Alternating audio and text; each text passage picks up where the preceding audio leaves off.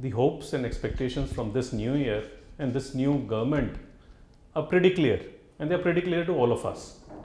They're to do with all those basic parameters that we've been talking about for years altogether: accessibility, affordability, and I think I'd like to add one more thing: equitable distribution of healthcare. Healthcare for all. Healthcare should be delivered right up to the last person, and I think that is my hope. And in this new year, I believe a giant step needs to be taken to deliver that. I think cost of healthcare is a concern to all of us. I think it is whether it is providers, whether it is the government, whether it is the user. We are all concerned by the same factor. The cost of healthcare is increasing leaps and bounds. And I think each one of us is equally responsible to curtail the costs, i.e. through use of appropriate technology, not to overburden ourselves with expensive technology. I think it is imperative for all of us to make sure that technology and infrastructure are appropriate for our country, our environment, and we do not copy West as it is where it is. That is the part of the providers. And I think from the part of the government, there is a bigger paradigm. They need to make sure that healthcare is still something that they need to encourage, not tax, not charge, not prevent. And I think the cost of infrastructure today is so high, and half of it is to do with the legal, the land. All those issues are very complex, very costly today, and I think we need to take care of them from the government side. But in the last, I will like to mention the patient is also responsible for his cost. When patient goes for a small treatment, a small procedure to a tertiary care center where only tertiary care facilities are provided, and instead he goes there for an OPD facility, basic services, I think he is shortchanging himself. He should use appropriate facility for appropriate treatment. So if he needs a liver transplant, he can go to a tertiary care, quaternary care center. But if he needs basic services, he should go down to the road to his GP or a primary healthcare provider or a secondary healthcare provider. Therefore, the cost will come down. And he should not expect high cost medicines to be given to him. He should make sure that the investigations that are being done are appropriate. And therefore, we are equally responsible, all of us, be it the government, be it the provider, be it the patient, in keeping the cost down. Today, we are fortunate that healthcare insurance is still pretty cheap compared to all of the world.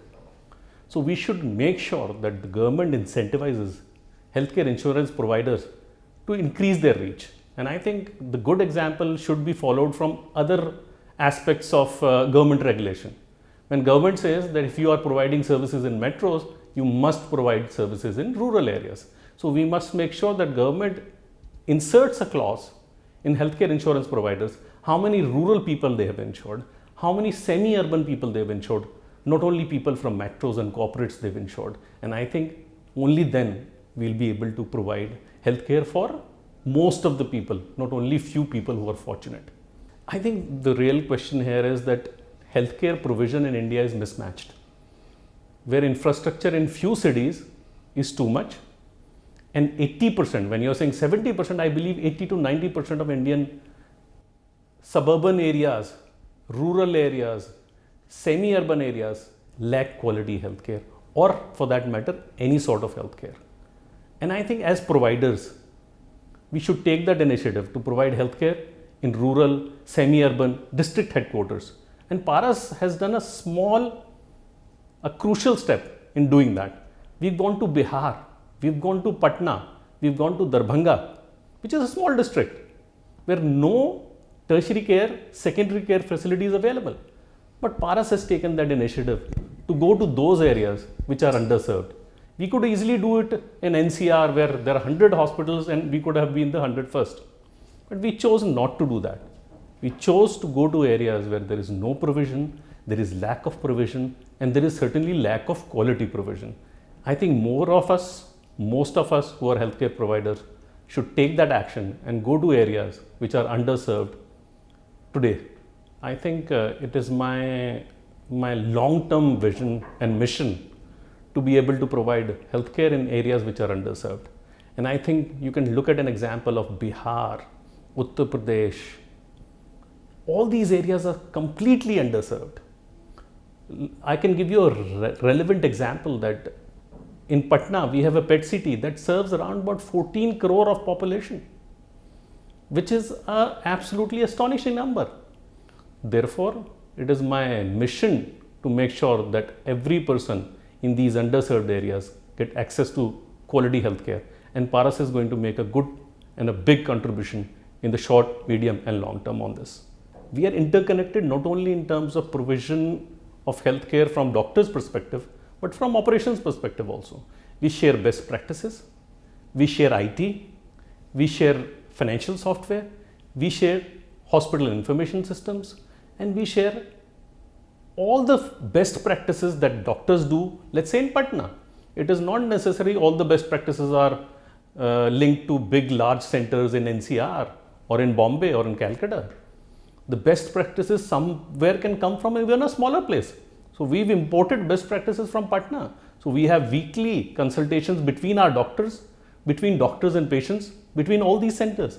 So I think telemedicine, IT enabled services are crucial step in managing this paradigm of accessibility of healthcare. I think budget, again, I would say that budget is the same thing. Government increasing or decreasing budget will make some sense. But I think the existing budget utilization is a bigger challenge. How much of the budget is actually going into healthcare services rather than building and maintenance of healthcare services? So it is a really important question to ask for all of us, whether the government that is spending X amount of money, 3%, 2%, 1.5% of the GDP, is being utilized in right areas or not. And I think that is the crucial question. So our focus should be on getting accountability of every penny that government spends. And I think if we can hold government and its people accountable for every penny spent, we have enough budget to at least increase healthcare outcomes by manyfold. The number of schemes announced by governments, and I'm not saying today's government or previous government, any government, if you just collated all those schemes, I think you would run out of pages. So the issue, and the central theme, I again may be repeating myself, is again to hold accountable for the existing schemes rather than launching new schemes. I think it is really, really important that government, society, people look at few things and conclude those things instead of launching a scheme a day. I think the concern is to do with two reasons. I believe primarily there are two reasons. When there is cost of healthcare is increasing, the patient's expectations are rising, doctors' pressure is rising, pressure on doctor to deliver good healthcare with as little as money as possible and have almost guarantee of results is rising. All those mismatch in expectations between the patient and doctor is happening.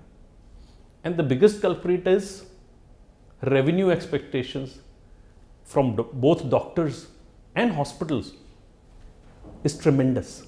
And I think we have to cut short that. Somehow we have to get back to the primary relationship between doctor and patient based on trust. But I believe second opinion is not such a bad thing. It is a good thing if more and more patients are asking for second opinions.